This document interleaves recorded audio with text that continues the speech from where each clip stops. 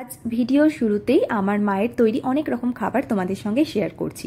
আমার জন্মদিন উপলক্ষে এইসব রান্না। কিন্তু আজ আমার জন্মদিন নয়, আজ 12ই জানুয়ারি, কাল 13ই জানুয়ারি আমার জন্মদিন। জন্মদিনটা যেহেতু বাড়িতে থাকতে পারবো না, তাই জন্যই আজকে এই আয়োজন। আজকে হচ্ছে গিয়ে 13ই জানুয়ারি আর আমি চলে এসেছি কলকাতা মামার বাড়িতে। এই হচ্ছে গিয়ে আমার বড় মামা মণিমা। তো দুজনেই আমার জন্মদিন বলে আমাকে আশীর্বাদ করছে ধান দুব্বো দিয়ে। আমার খুব ভালো লেগেছে জিনিসটা। আর আমার বাড়িতে কিন্তু জন্মদিনে এইসব কিছুই হয় না, মানে কোনো নিয়মই নেই, শুধুমাত্র মা পায়েস রান্না করে দেয় আর আমি যে যে খাবারগুলো পছন্দ করি তো সেগুলোই। আর এখানেও কিন্তু মণিমা আমার জন্য সন্ধ্যাবেলা পায়েস রান্না করেছে আর আমাকে একটা সুন্দর, মানে খুব সুন্দর একটা গিফট দিয়েছে, নাইটি। ওটা তোমাদেরকে আমি পরে দেখাবো অন্য একটা ভিডিওতে।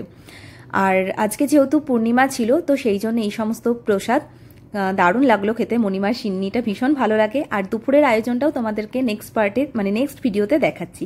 আর এই ভিডিওটা ভালো লাগলে অবশ্যই লাইক করে দিও।